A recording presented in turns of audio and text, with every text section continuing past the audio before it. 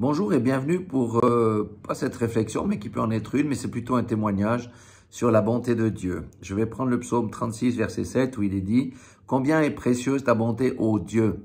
À l'ombre de tes ailes, les fils de l'homme cherchent un refuge. » Eh bien, moi j'ai vu ce verset en application directe lors de mon voyage au Cameroun.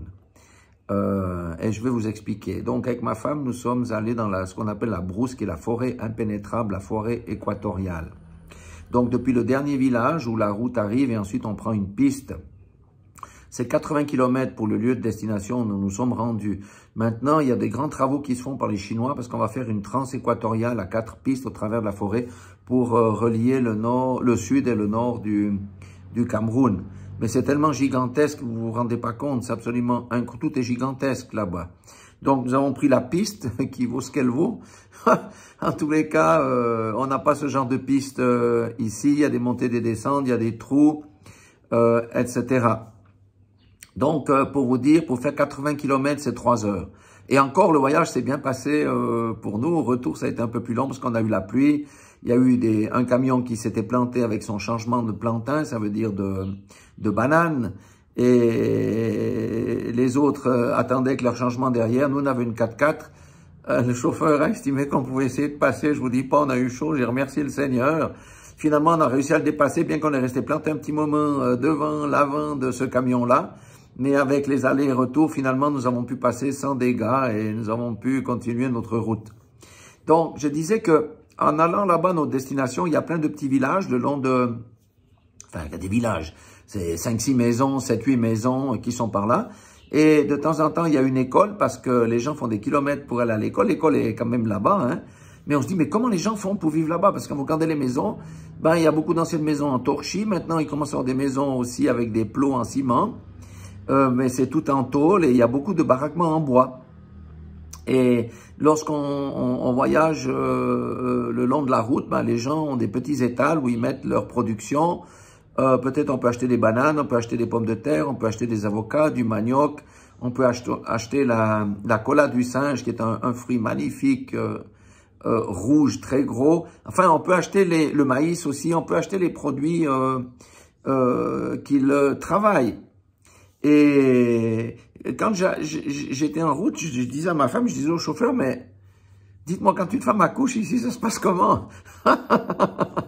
Bon, très souvent, on accouche à la maison, mais il y a aussi quelques médecins épars, à droite, à gauche. Mais c'est très compliqué pour... si vous prenez une femme enceinte qui arrive à terme, vous allez l'amener à l'hôpital, elle va accoucher dans la voiture. Je vous assure que les secousses ne vont pas l'épargner. Donc, tout ça pour vous dire que la vie est extrêmement difficile. Et lorsque nous sommes arrivés à Djomélé, c'est le village où on devait se rendre, eh bien, nous sommes allés avec un planteur voir ses champs. Alors, voir les champs, c'est pas les champs comme chez nous, hein. Donc, on est descendu une petite route, une petite piste assez raide. Au fond, il y a un comment on appelle ça? Un petit pont et il y a un grand ruisseau. Et là, il y avait une dame avec ses enfants qui lavait son linge. Alors, évidemment, elle a dû transporter le linge dans une grande bassine sur sa tête, descendre là.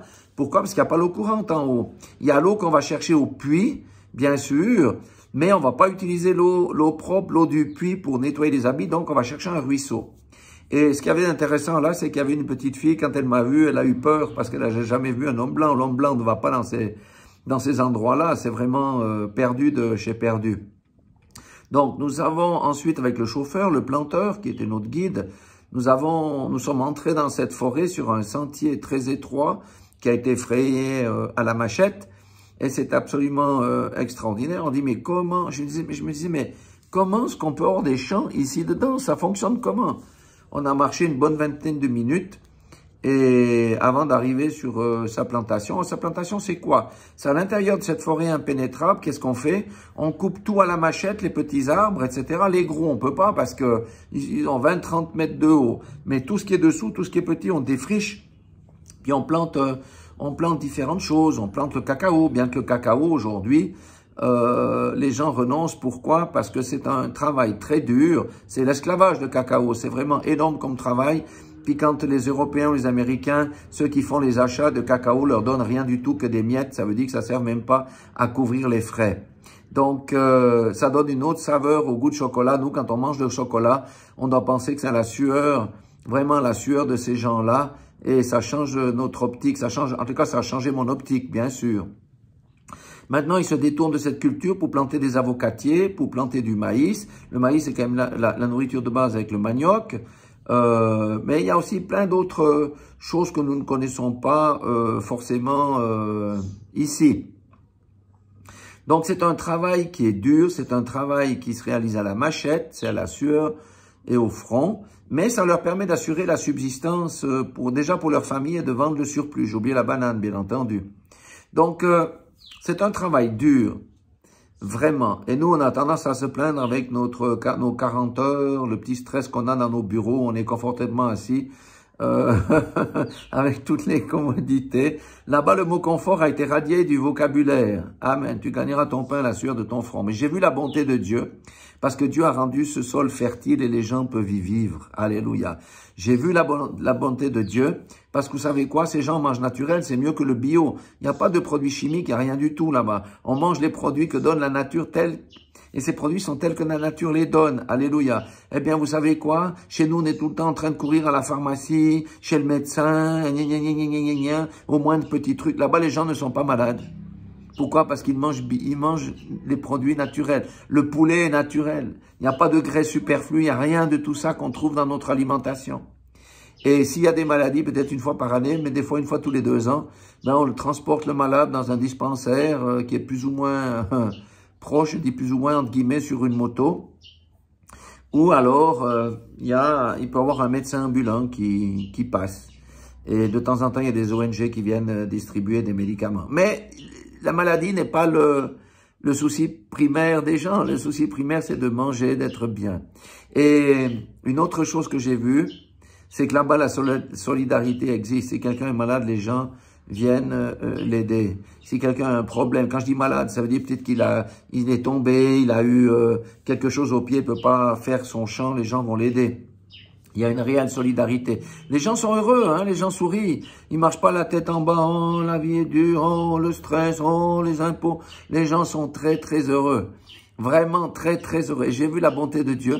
Dieu s'occupe des gens les plus démunis. Quand vous voyez les maisons là-bas, vous dites, mais moi, je pourrais jamais dormir ici. Les lits, c'est des planches avec un petit truc. Les mieux, les plus nantis ont un matelas mousse qu'on peut mettre dessus. Non, le confort est très primaire. Et malgré ça, les gens sont heureux. Les gens sont heureux. Nous, on a perdu ça parce qu'on nage dans le superflu. J'ai vraiment vu la bonté de Dieu, la miséricorde de Dieu. Et vous savez, là-bas, les gens savent qu'ils ne peuvent compter que sur qui? Que sur Dieu. Amen. Alléluia. C'est un puissant témoignage que j'ai vu. Vraiment, ça m'a bouleversé véritablement de voir comment ça se passe. Et au chemin du retour, bon, là-bas, même ma femme a été sur une moto, et c'était 3 sur la moto pour aller chercher du poisson fumé à un carrefour. Non, mais c'est absolument incroyable, quoi. Et on s'est arrêté dans une buvette. Ben, dans une buvette, la personne manque de moyens, mais elle a fait les choses propres, c'est en planche.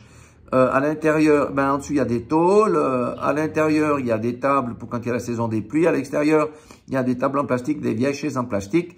Et là, nous, on n'avait rien mangé la journée, mais vous savez, un épi de maïs grillé et des prunes grillées aussi. Les prunes, c'est pas comme chez nous, elles sont allongées, mais on doit les réchauffer. On mange ça, on est tout à fait heureux avec un verre d'eau ou une malta. C'est une boisson à base de malt et ça. Et ensuite, on prend la route. Au retour, on a fait la moitié du trajet sous la pluie.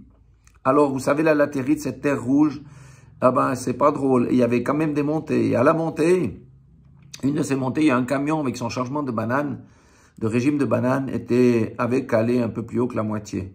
Et les autres attendaient derrière, mais qu'est-ce qu'on peut faire? Les autres avaient, vous savez, ces vieilles Toyota. Les plus riches ont des vieux pick-up.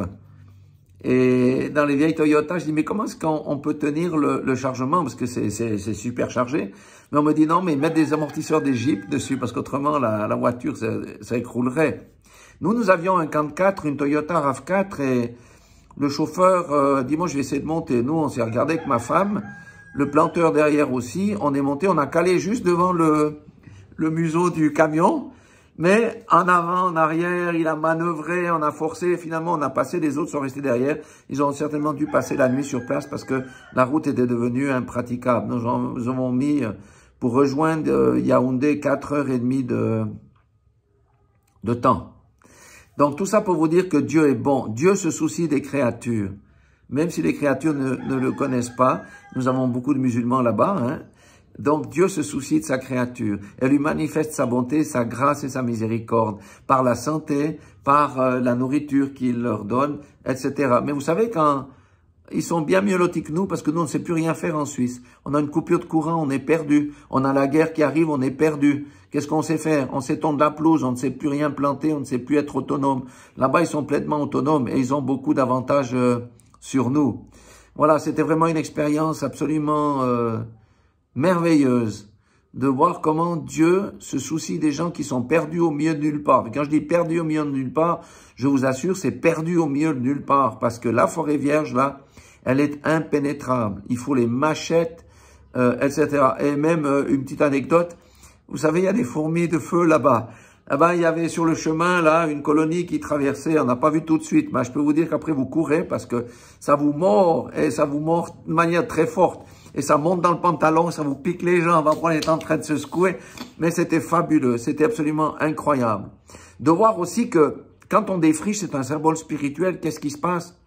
Eh bien, on laisse la lumière entrer, alléluia. C'est comme quand on travaille avec la parole, on laisse la parole de Dieu entrer, la lumière chasse les ténèbres du point de vue spirituel, ben la lumière là apporte la vie, alléluia. C'était vraiment absolument fabuleux. Ça a été vraiment un grand moment de mon voyage au Cameroun, ici avec mon épouse, alléluia. Et les gens sont tellement solidaires, sont tellement gentils, sont tellement accueillants là-bas. C'est très différent de la ville, hein. Dans la brousse, que c'est juste incroyable. On pourrait dire que c'est presque un paradis perdu au niveau de la solidarité, de l'amour qui est manifesté les uns envers les autres, toutes ces choses que nous avons perdues. Voilà ce que je voulais témoigner. Soyez tous bénis dans le nom puissant de Jésus-Christ de Nazareth. Et rappelez-vous que Dieu est bon et miséricordieux et il donne un refuge à quiconque se refuge sous ses ailes. Alléluia, que le nom de l'Éternel soit glorifié, car sa parole est vérité et vie.